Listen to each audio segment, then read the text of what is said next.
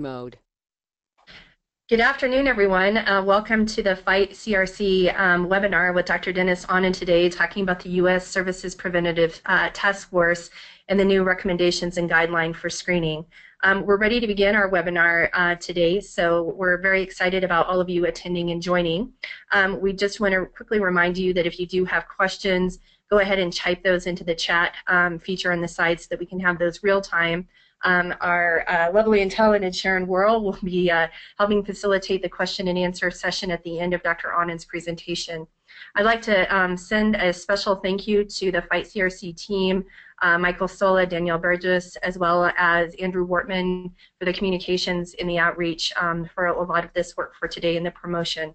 So we're very excited about having all of you, and it's one of our most widely attended, or excuse me, registered webinars in a good while, and we're very excited about the information that we're putting forward today to help all of you to think about informed decision making in preventative screening, the screening modalities, as well as the evidence to suggest why we should be using these different tools and how they might fit with each other in making healthcare decisions. Next slide. So as I mentioned, Dr. Dennis Ahnen, who is one of our medical advisory board members, is going to be our speaker today. We'll talk a little bit about Dr. Ahnen's background, but just a quick note to remind everyone that on behalf of Fight CRC, we do archive the webinars. Today's webinar will be saved at our Fight CRC site in concert with a number of the other topics that we have addressed through this series of webinars over the last several years.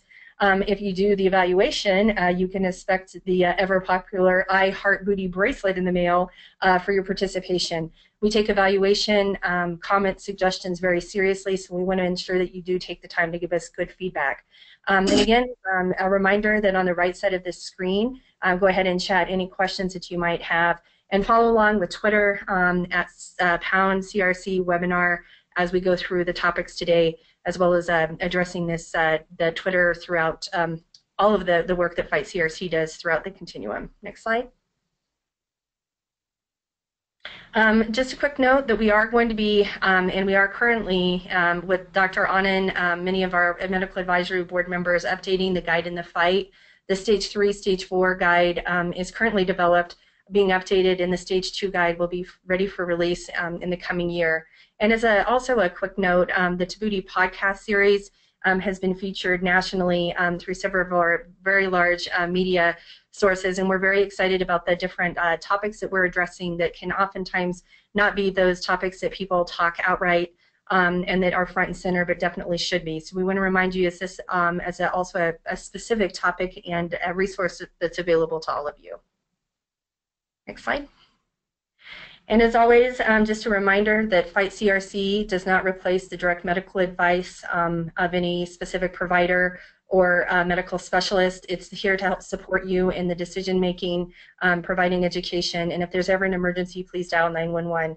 For specific medical questions, we ask that you please contact your medical team, and then even for today, we'd like to ask that the questions that you submit are really about the topic in general and not specific personal medical guidance. We really refrain from providing that kind of direct input. And again, if there's ever an emergency, we please ask that you use 911 or call your physician.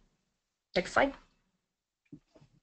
A quick thanks to the partners who helped support this particular webinar with Genentech, as well as EnsureFit, who've helped really advance a lot of the work around screening and early detection. And we really want to thank all of our partners, industry partners, as well as the connections that we have with a number of institutions and entities around all of what Fight CRC does. And thank you to Genentech and EnsureFit specifically. Next slide.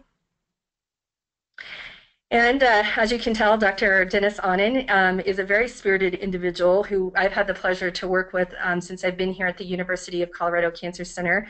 For those of you who don't know me, I'm Andy Dwyer, and I am in a dual appointment with Fight CRC, the Colorado School of Public Health, and the University of Colorado Cancer Center. Dr. Dennis Ahnen has been definitely a mentor and one of our leaders in prevention and early detection in Colorado, and is actually nationally and internationally known for a number of his contributions to the field.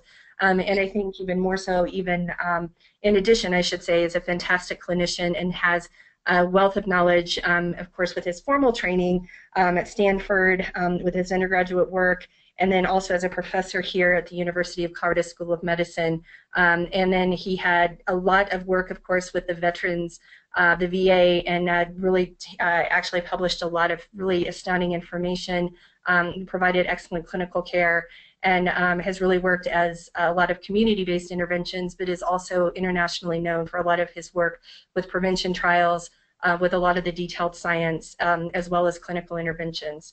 And so with that, I would like to turn it over to Dr. Ahnen today, who's going to specifically talk about the guidelines in the screening, particularly around the different that have been approved, and talking a little bit about how all of this work really fits into what we're doing as patients to make informed decisions, as well as frontline workers such as navigators and others to help make informed decisions. And I know we even have a few clinical partners on the line who are interested in these updates. So Dr. Ahnen, are you ready to take it away?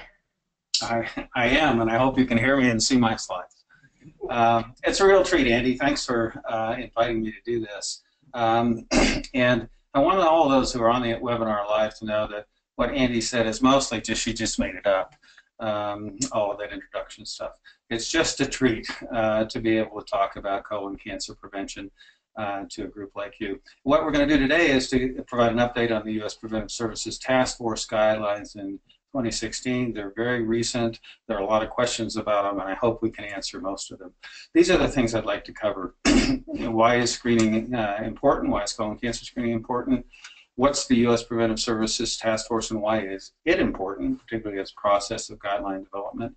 I want to describe the new guidelines and how they differ from the previous versions, highlight some of the potential controversies. You may have questions about others that I don't cover that hopefully we'll have time to talk about, tell you a few interesting caveats, at least they're interesting to me, and end up by describing what I think they mean to patients, families, providers, and to institutions. First of all, the reason colon cancer screening is important is because colon cancer is common and lethal. There are about 1.6 million new cases of colon cancer in the United States last year, about 9% due to colorectal cancer, the fourth most common cancer in the United States. There were about 500, almost 600,000 deaths from cancer in the United States last year. Colon cancer, again, accounting for about 9% of them, the second most common cause of cancer death when you take men and women together in the United States, second only to lung cancer. So this is a common problem, and it's a lethal problem. The good news is that it's preventable. Look at this. This is the curve of incidence of colorectal cancer over time in men and in women, and these are the same data for mortality. We've had data for mortality for a long time, but we've only had incidence data since the SEER registries were established in about 1975. Look at this dramatic decrease in incidence of colorectal cancer in both men and women. And this difference in men and women that's been going on, this decrease in mortality in women, started in the 50s. And then now men are beginning to catch up with a decrease in mortality. So there is very good news in this whole area of colorectal cancer. We're winning this battle, and part of the reason we're winning this battle is because of screening. This again shows the incidence of colon cancer, mortality of colon cancer over time in men and women together. But these curves show the overall screening rates. Screening really didn't start in any systematic way until the 90s.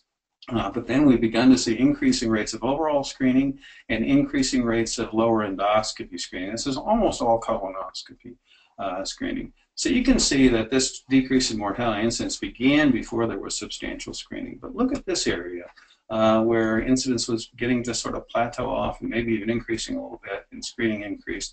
It's estimated that about half, or maybe more than half, of this decline and this decline since screening started was due to screening itself.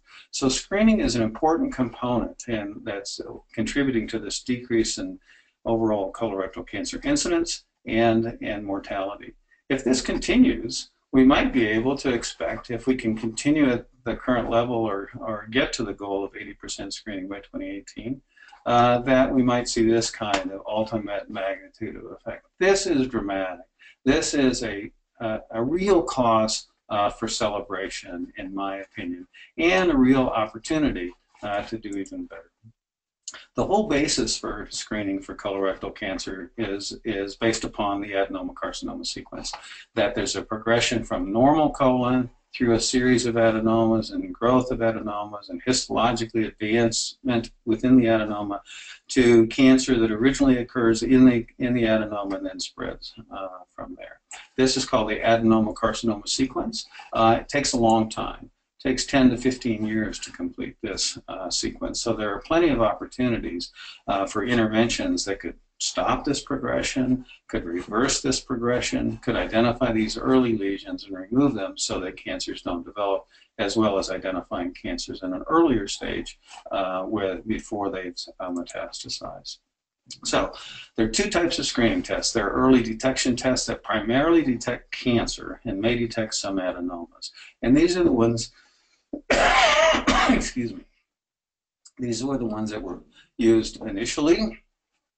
The Hemocult test, Hemocult 2 test is the stool fecal occult blood test that's been tested in randomized controlled trials, but is no longer used. An important point is this is no longer recommended. It's been replaced by a higher sensitivity test, including the Hemocult 2 Sensa, which is higher sensitivity than Hemocult 2, and fecal immunochemical tests, such as Ensure and Polymenco tests that I show here. But there are many of these tests available.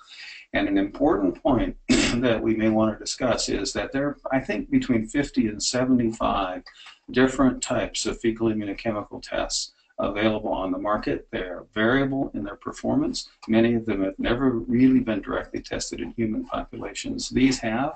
A few others have, but these are the ones that have been tested the most, and so that's why I chose their pictures.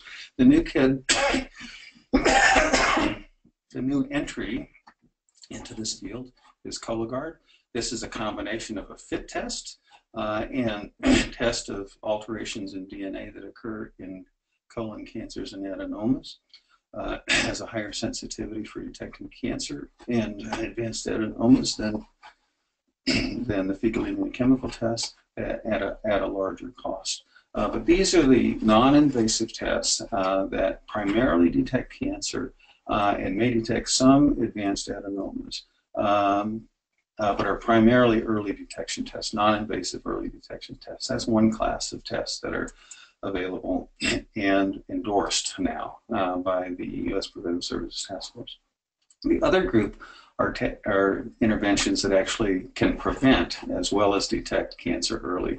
And these are primarily the imaging tests, including endoscopy and radiologic imaging.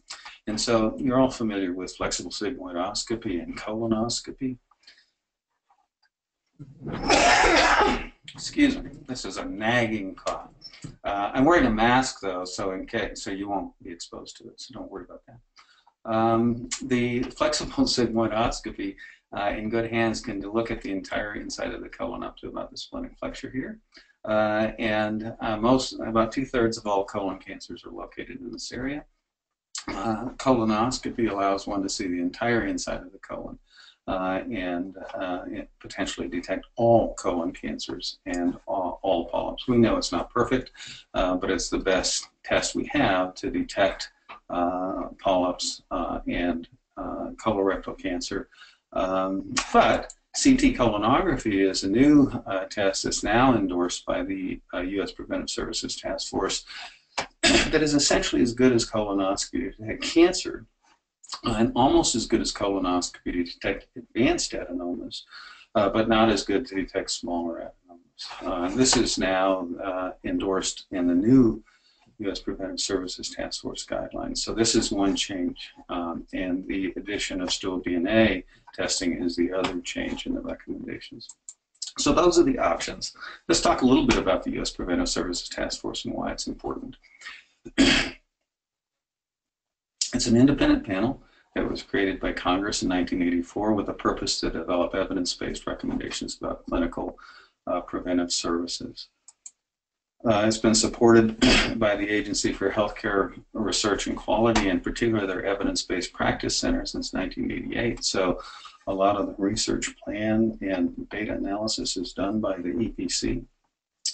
It consists of 16 volunteers, amazingly dedicated volunteers, who have backgrounds in preventive medicine and primary care. The members are appointed by the AHRQ director with input from the task force itself. It's important to know that Congress expressly prohibited the U.S. Preventive Services Task Force from using cost as a component of their recommendations. The process that the task force uses, topics can be suggested for task force consideration by anyone, then they're prioritized by the task force. The task force and the AHRQ, in particular the Evidence-Based Practice Center, drafts a research plan. The research plan is put out for public comment and then finalized. The EPC then takes that research plan, gathers the information, reviews it, analyzes the data, presents that and reviews it with the task force. And then the task force, in this case, in the case of colon cancer, commissioned a report from the CISNET CRC working group, which is a microsimulation modeling. It's a modeling effort to try to model questions that where we don't have data like it. We don't have a lot of direct data, like when to stop and stop colon cancer screening, and what would be the optimal screening intervals, since we don't have data comparing them. The task force then drafts its recommendations, sends them out for public comment, and then finalizes them. And the final recommendations were published, I think, about a month ago now. They post and publish those recommendations and the evidence review that serves as the basis for those recommendations, and they also send an annual report to Congress. They use this kind of a recommendation system, grading A through D, and then in the high. A recommendations are those that they're confident will net substantial benefit, and they recommend offering them. B recommendations are recommendations where they feel there's a high certainty that the net benefit is moderate, or moderate certainty that the net benefit is moderate to substantial. These are important recommendations because they recommend that these be offered routinely as a service. C recommendations the recommendation is to offer the service for selected patients, but they're not routinely recommended. D recommendations is that the U.S. Preventive Services Task Force recommends against the service, and I is there's a conclusion of insufficient evidence to make a recommendation. So these are the grades, and this grading is important because the U.S. Preventive Services Task Force is a very highly respected review guideline panel. It minimizes the bias by not including subspecialists who have a biased interest in these recommendations. There's a very rigorous scientific review that's available and published along with the guidelines, and it's a very structured process, as I explained to you. Importantly, all A and B recommendations are covered with no cost sharing by the Affordable Care Act. They have to be covered by insurance through the Affordable Care Act with no cost sharing.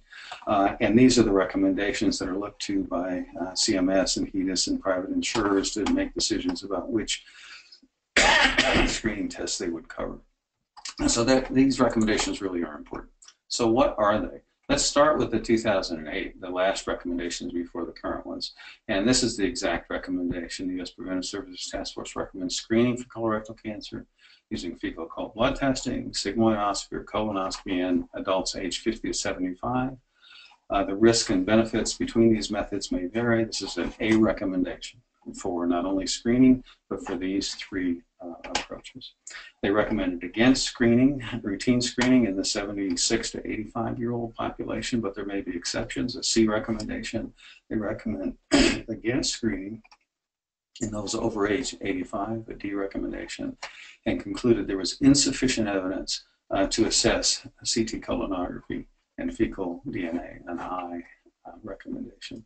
So that's where we started from with the U.S. Preventive Services Task Force. And the new guidelines are different. They suggest that they recommend screening for colorectal cancer starting at age 50 and continuing until age 75, an A recommendation. That's not fundamentally different, but it doesn't include specific tests within this recommendation. They emphasize the important fact that screening is substantially underutilized in the United States. And then they go back to address this issue of the various tests.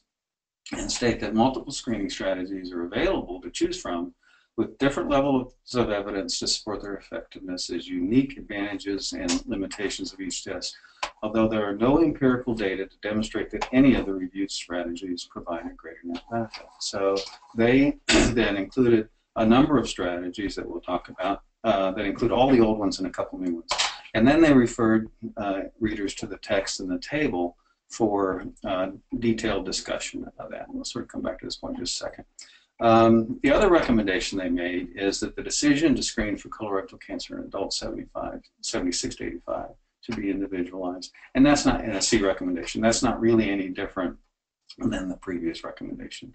But going back to this issue here of the multiple screening strategies, they refer to the text and to the table.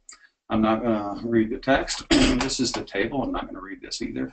But what it did do is to each of the screening methods, the recommended frequency interval, the evidence that it works, and other considerations that they thought were important. So this is a really good document, along with the associated text, to define what the rationale for the inclusion of these tests. I tried to make this a little bit simpler. These, again, are the tests that are included in their microsimulation modeling and included in the recommendation that screening ought to be done. Note that guaiac-based Hemocol-2 is not on this list. It's all high-sensitivity FOBT or fecal immunochemical tests, or fecal immunochemical tests plus the DNA test. So I think these are the biggest strengths and biggest limitations. These for high-sensitivity FOBT and FIT, the strengths are that they're effective, they're non-invasive, and they're low cost. The limitations are that they need to be done annually. And for the high-sensitivity FOBT versus FIT, it's a 3-day sample versus a 1-day sample. And it still requires dietary modification.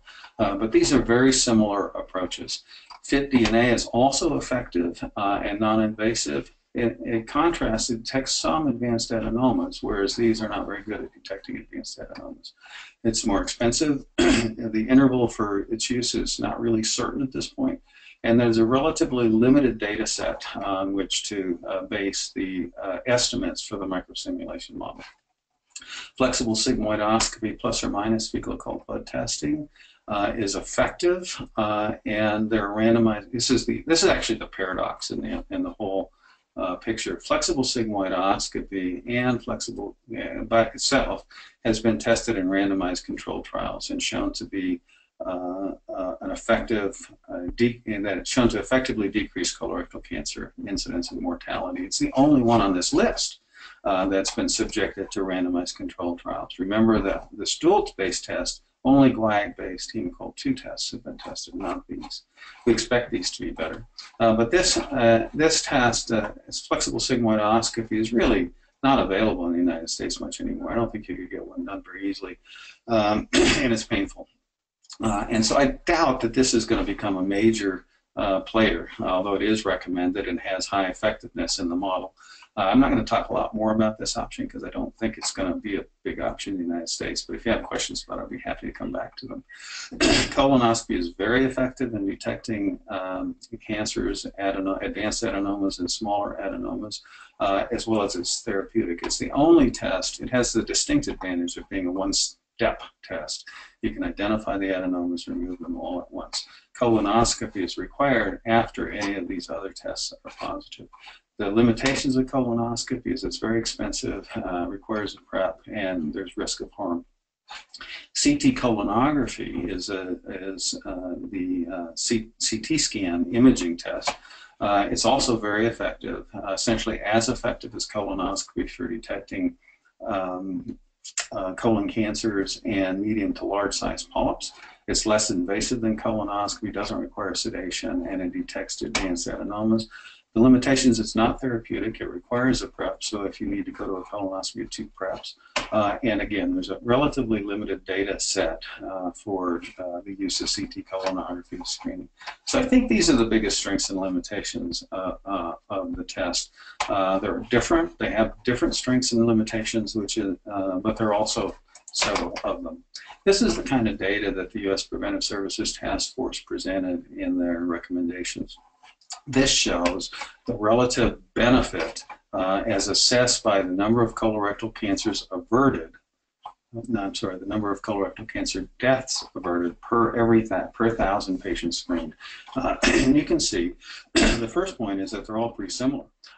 They range from 21 to 24 colon cancer deaths averted per 1,000 individuals. So they're all similarly effective. Colonoscopy is a little bit more effective than FIT DNA every year. These groups of tests, including FIT every year and high sensitivity fecal occult blood testing every year and CT colonography, is sort of the same. And then FlexSig every 5 years and FIT DNA every 3 years, a little bit lower. I think the important point is that they're pretty comparable overall. There's not an outlier here, with colonoscopy having a slight edge. If you do the same, if you use another measure of benefit, that is life years gained per 1,000 years screened, if that's used as a measure of benefit, the curve is almost identical. So again, this relative benefit. With respect to harm, they measured harm by the number of complications that would be predicted. Most of these complications come from colonoscopy required. There's the screening test or in response to a positive test. And you can see here that colonoscopy, as you'd expect, would be associated with the highest potential for harm. But again, the differences aren't that great because complications from colonoscopy aren't that common. But nonetheless, colonoscopy sticks out here as the test associated potentially with the most harm. But then again, look at the range from 9 to 15 or 10 to 15 across these options. So they're sort of comparable, but colonoscopy does appear to, colonoscopy does appear to have a increase in harms, and even more so. This is obvious. The number of burden of colonoscopy, which they couldn't use cost, but they used number of lifetime colonoscopies required for each of these strategies. And of course, colonoscopy really sticks out here because it's required for everyone in a colonoscopy screening approach, and the others are associated with less colonoscopies. So this is the kind of data that the U.S. Preventive Services Task Force used to make their recommendations. They looked at benefit, they looked at harm, they looked at burden. And so here are a few interesting issues I think are important. I remind you that the U.S. Preventive Services Task Force cannot use cost as a factor in their recommendation. The primary endpoint of their models was mortality. The incidence was examined but not reported, not used, not commented upon in the guidelines. So this was a guideline looking at benefit and harm for colorectal cancer mortality only. It applies only to asymptomatic average risk populations. So people with symptoms don't need screening. They work up their symptoms. People that are at high risk because of a family history or a genetic syndrome or inflammatory bowel disease are not covered by this guideline. They're not an average risk population, and they need to be approached on the basis of the disease and their risk factors. It also doesn't address other preventive measures such as weight loss or exercise or dietary interventions or aspirin. It wasn't meant to do that. We can talk about that if you want. Importantly, they use modeling data, and I'm not a big fan of modeling data, but it's really the best option you have if there's not empiric data to try to answer a question. So they used it, but I think they used it selectively, and maybe this was really unavoidable, but nonetheless, they did use it selectively. They used it totally for the stopping age because we don't have any empiric data. They used it for the FlexSig plus every 10 years plus annual FOBT recommendation, one that I don't think is going to be used in the United States. But they used it almost totally for that. They cited one randomized controlled trial that compared them, but they actually didn't even conclude that this approach was better than FlexSig alone. The authors didn't. The task force pulled that out of the data, and it's there for sure. But that seemed to me a little bit of a stretch. They didn't use the modeling for recommendations about starting age. They didn't use the results of the modeling for their recommendation about starting age. And this, I think, is worth talking about just a little bit more. They modeling for the starting age, this is a quote, the modeling data suggests that starting colorectal cancer screening at age 45 rather than 50 is estimated to yield a modest increase in life years gained and a more efficient balance between life years gained and lifetime number of colonoscopies. So that sounds pretty good. However, across the different screening methods starting at age 45 while maintaining the same screening interval resulted in an estimated increase in the lifetime number of colonoscopies. What that means is that the absolute number of colonoscopies would increase despite, and it did, but this approach would be a more efficient balance between life year gain and the lifetime number of colonoscopies. So that suggests the option of why don't we start at 45? If it does these things. And I think the major reason that the task force didn't go any further was because there just isn't very limited empiric data about screening in the 40 to 50-year-old group. This is a real need. The other thing they said that's of interest is that in the case of screening colonoscopy as a strategy, 2 out of the 3 models found that by starting at age 45, the screening interval could be extended from 10 to 15 years for colonoscopy. Doing so maintained the same or slightly moderate or slightly more life years gained as performing colonoscopy every 10 years starting at age 50 without increasing the lifetime number of colonoscopies. But one of the models estimated a slight loss of life years gained. So this suggests that one might be able to start at age 45, screen at age 15 years, and that would be just as good as starting or be better actually, starting at age 50 using 10-year intervals and wouldn't increase the number of colonoscopies. So these are hypothesis generating modeling observations and I think some of these models really ought to be tested, or these hypotheses ought to be tested, as we'll come back to later. There's been quite a bit of pushback about these recommendations, and I think making important points. I think one of the most common one is that there's no direct guidance on which test to choose, despite the different levels of evidence, risk, and benefits. And they've added tests and haven't really prioritized them. And it sort of reminds me of this line from that's attributed here to the Raincoats, one of my favorite British punk rock girl bands. So listen to this.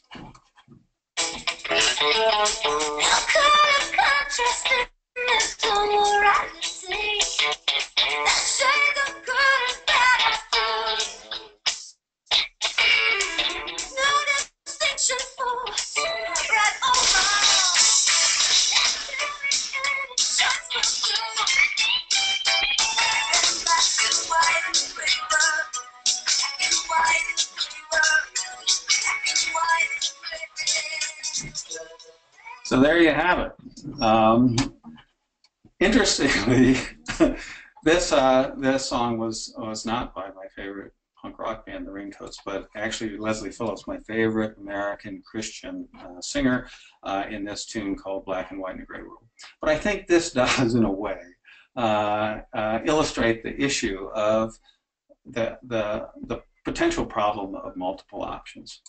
So, why the fuss? I think this is a genuine issue. I'm not trying to make fun of it. I just wanted to lighten up the thing a little bit.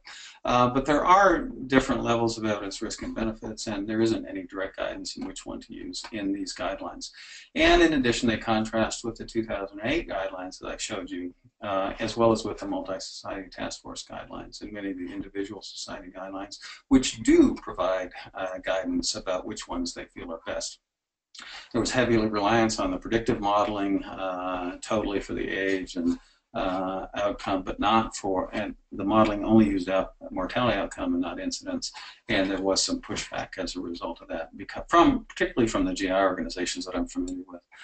Some of the other recommendations, the other big joint recommendations, consensus guidelines of the American Cancer Society, the U.S. Preventive Services Multi-Task Force, and the ACR, the U.S.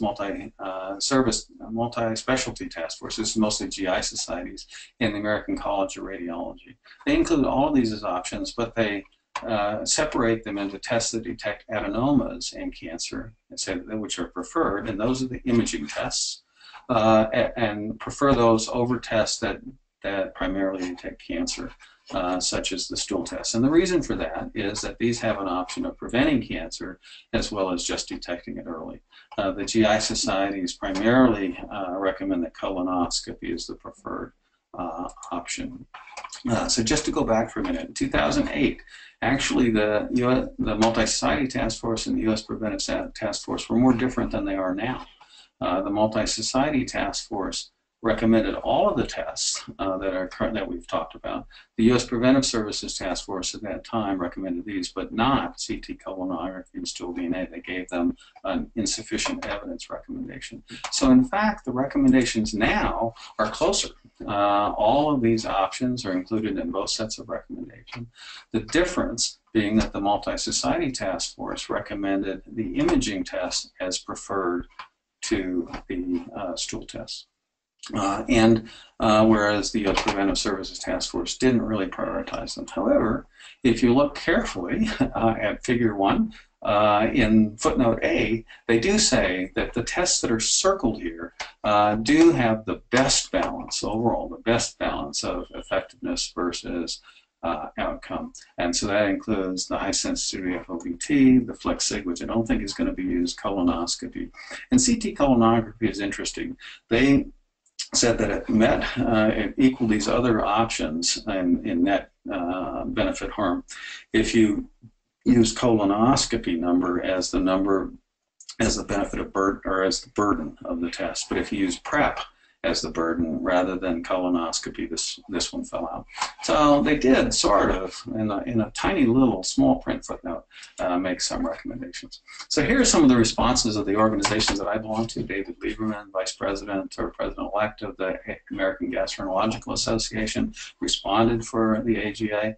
And they said, while the potential for each program to prevent colorectal cancer death is presented in the model, the potential to reduce incidence is not discussed. So I think that is an important point that we've mentioned before, and also also said, unfortunately, the task force was silent on the importance of patient adherence and test quality. And I think this is true. The task force assumed 100% adherence in the modeling. And they used sort of the published data about quality and didn't mention that there's variability in quality, and that's an important issue certainly for gastroenterologists and us in general. The American College of Gastroenterology, Carol Burke, who's the president-elect of ACG,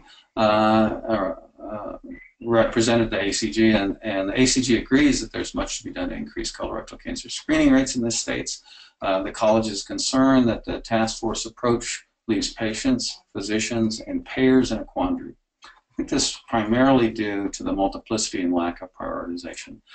Going on to make the point that the distinction between screening strategies that prevent colorectal cancer and those that detect colorectal cancer is an important distinction, one that they include in their thinking about screening, and conclude that the ACG endorses high-quality colonoscopy as the colorectal cancer screening test of choice. So that's the AGA and the ACG. The other big GI organization is the American Society for Gastrointestinal Endoscopy. Ken McQuaid responded for them, saying that patients and referring physicians need to be aware. Well, I should first say they also iterated some of the previous comments that I made, but they added patients and referring physicians need to be aware that all positive and false positive screening tests will need to be followed up with a colonoscopy. Under current Medicare policy, the colonoscopy will then be considered a diagnostic examination, requiring the patient to pay a deductible and coinsurance. And I think that's true, but I think some insurance companies are now recognizing that a screening strategy can be a two-step strategy, and this is an area that the GI societies are really working to try to get this changed, so that if you have a positive fit, the colonoscopy is considered part of the screening strategy and not a diagnostic test, because most of those folks don't have colon cancer.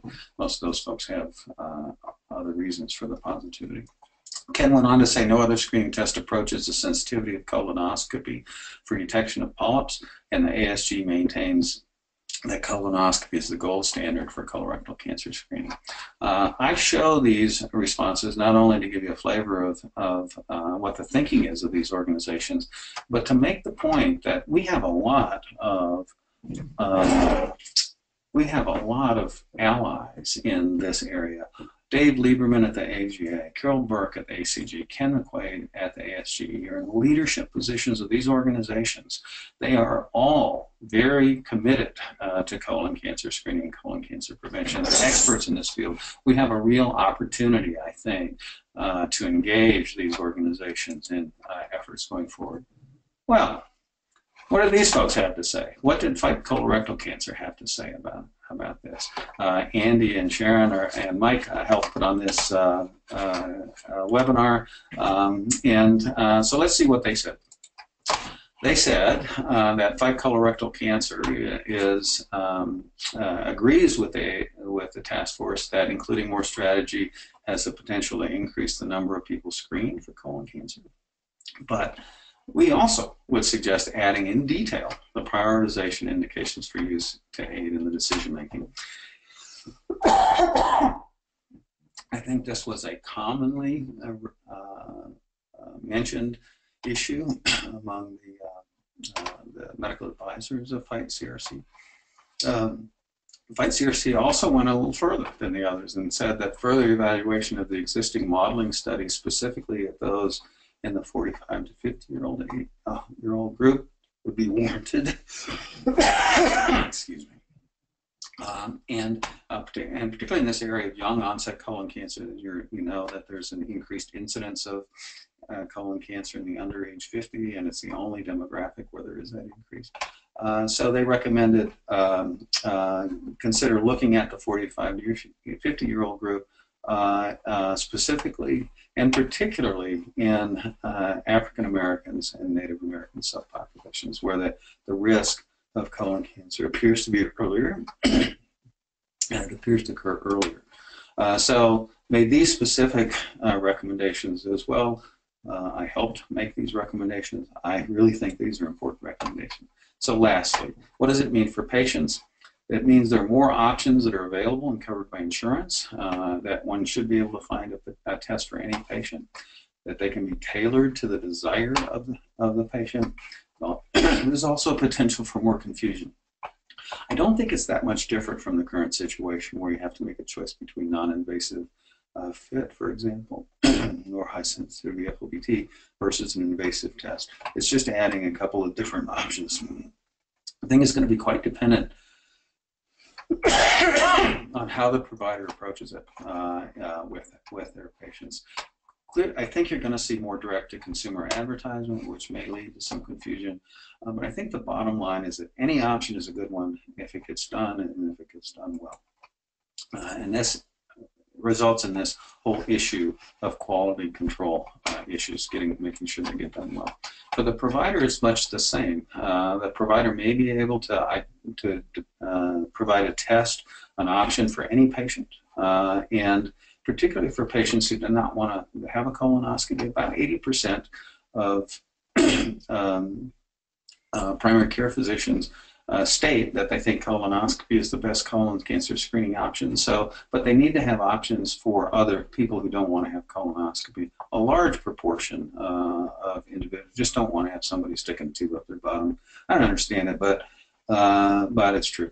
And so it's important to have good options in patients who don't want to have a colonoscopy. And this adds FIT DNA and CT colonography to those options.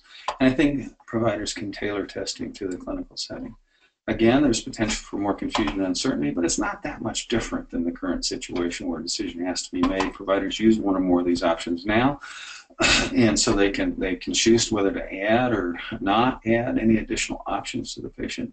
But clearly they will see an increased marketing effort, and it increases this whole issue of quality control for two new tests, CT colonography and this fecal DNA test. For a practice or an institution, it actually means a bit more.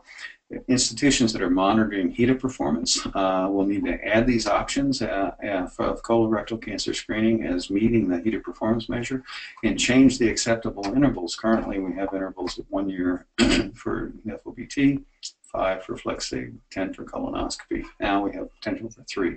So they'll have to change their electronic health record and monitoring systems to allow for these changes. The same is true for institutions wanted to monitoring their colon cancer screening rates.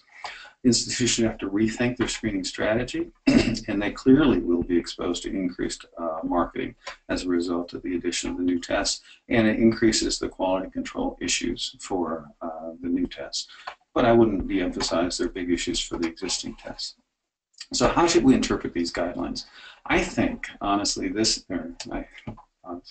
I think this is an honest, systematic analysis and synthesis of the data that focus on mortality and not incidence. And that's the way I view it. There's several good options that are all similarly effective if compliance is assumed to be 100%. I think the differences in compliance in an individual patient in getting tested is much more likely to affect the outcome than the relative difference in the effectiveness of the test. I think this is an important point.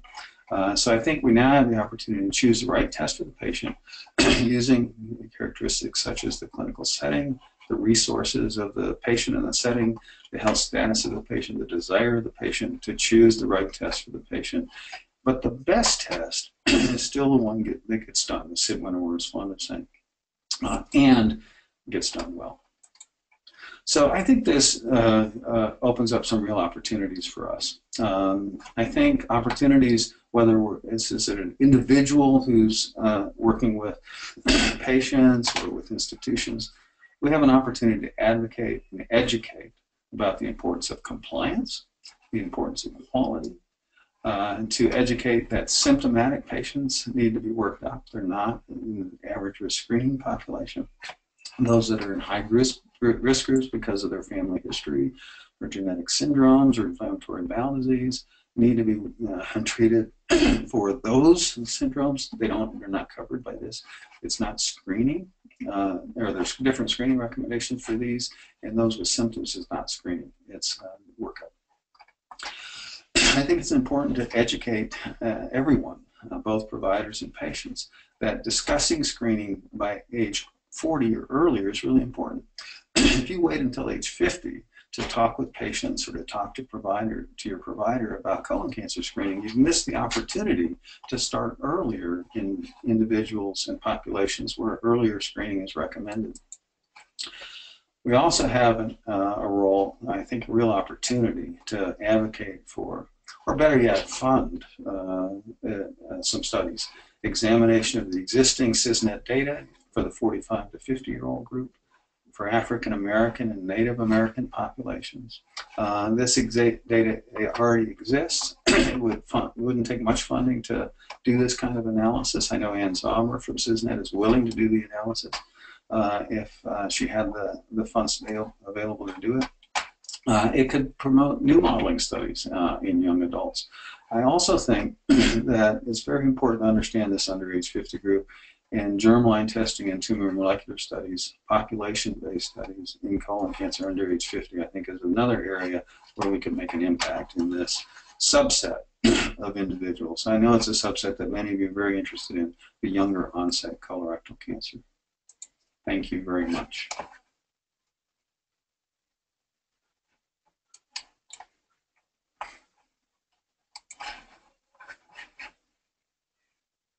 Hello, is anybody there?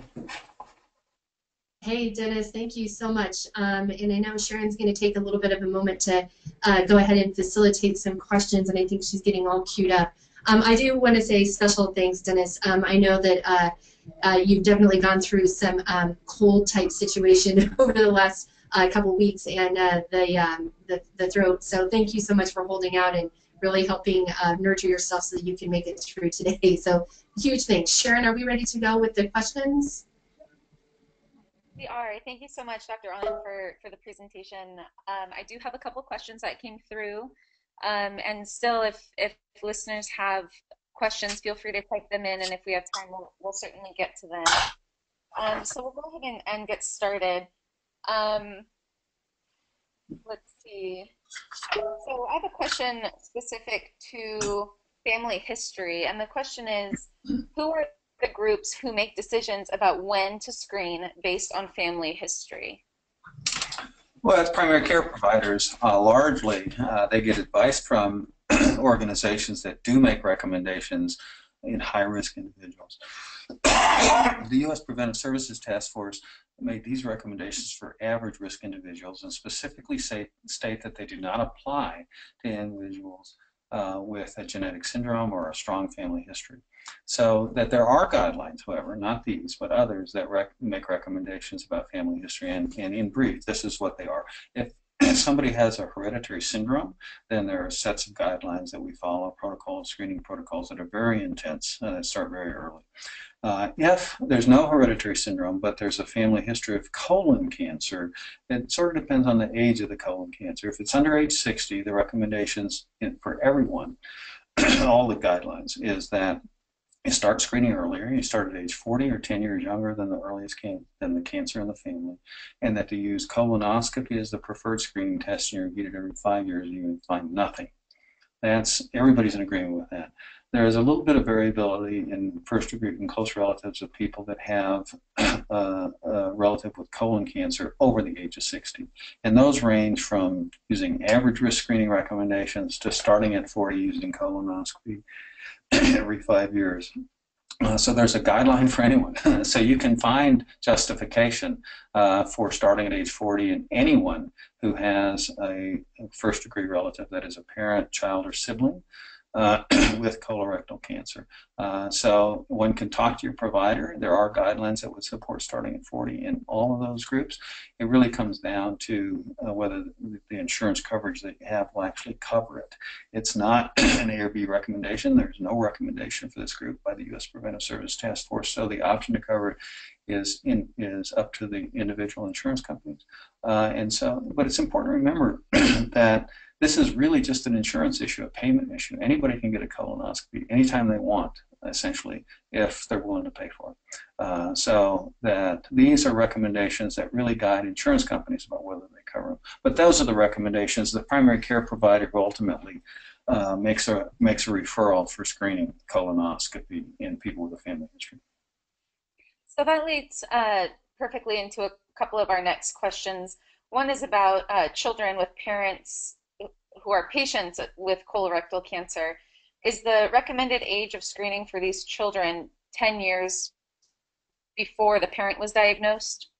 At least 10 years before the parent was diagnosed. We just sort of included that previously. So if the cancer occurred in the parent over age 60, the recommendation is to start either at age 40 or 50. The guidelines vary a little bit. But if it's under age 60, the recommendation is to start at age 40 or 10 years earlier than the age of the cancer.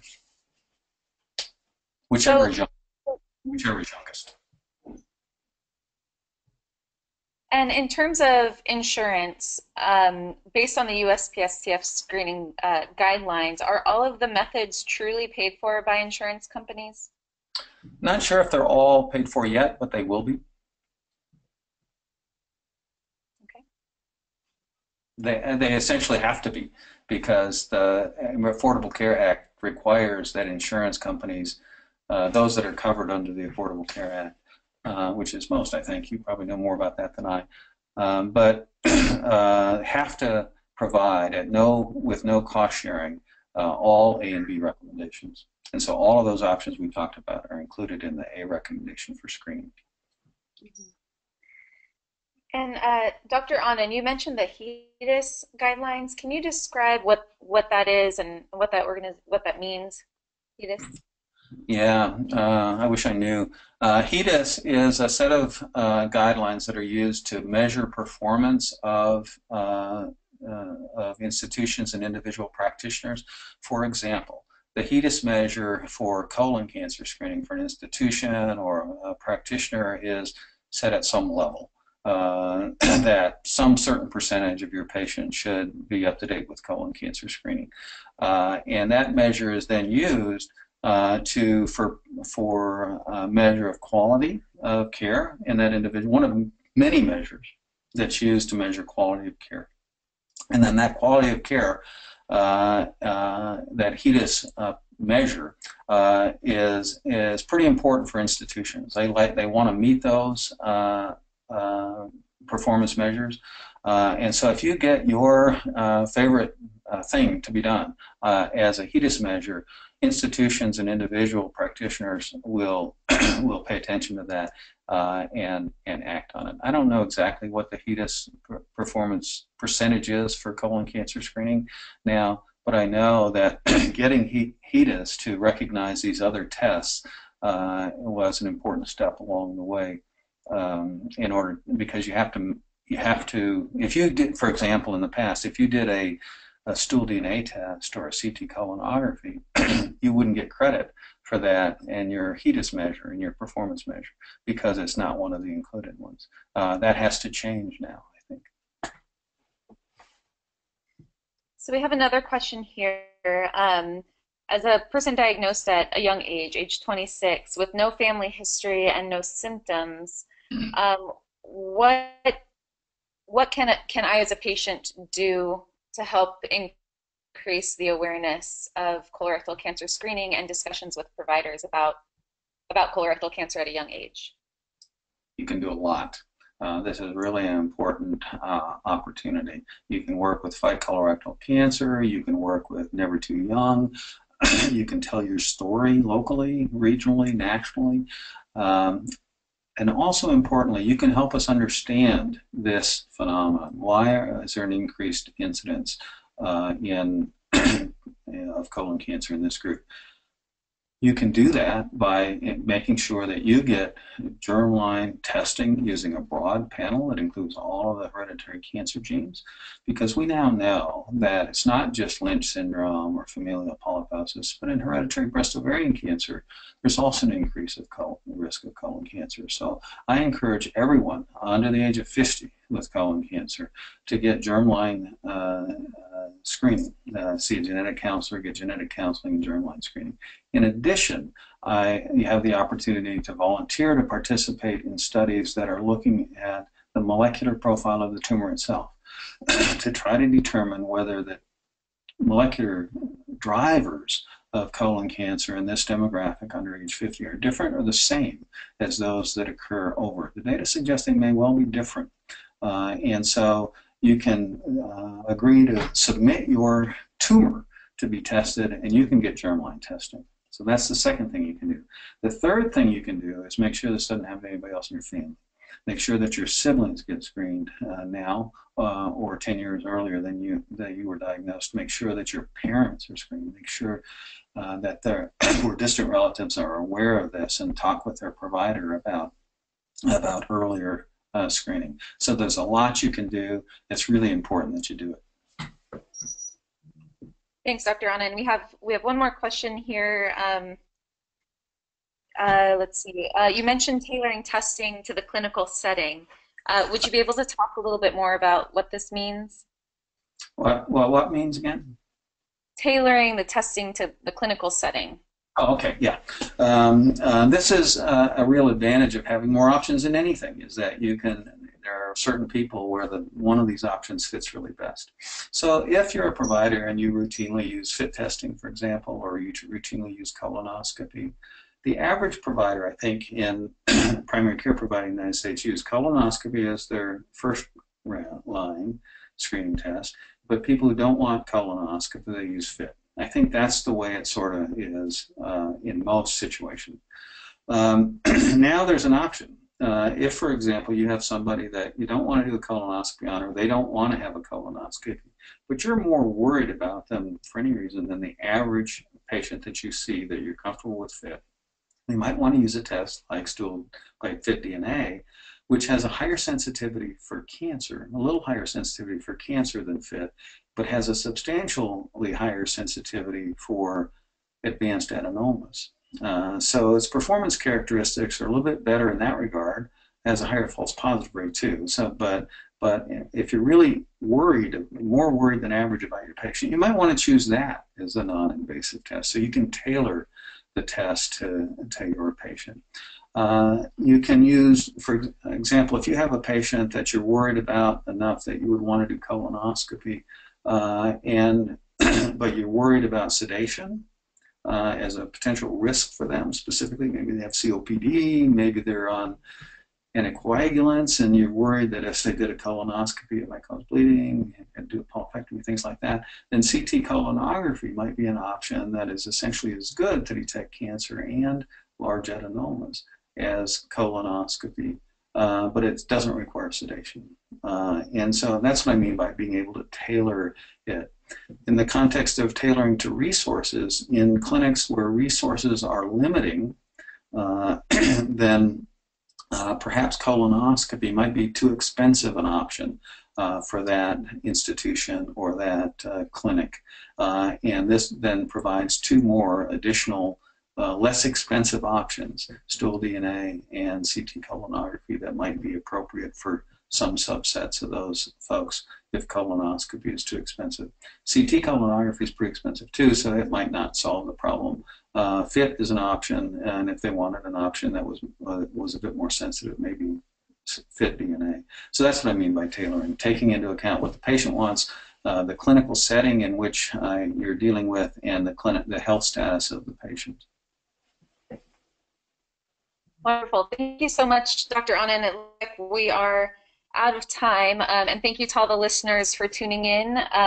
As Andy mentioned earlier, this webinar will be archived on the Fight CRC website, so please feel free to listen again or share with your friends and your resources. And again, Dr. Ahnen, thank you so much for your time and for your expertise in terms of colorectal cancer screening. It was a real pleasure. Have a great afternoon, everyone.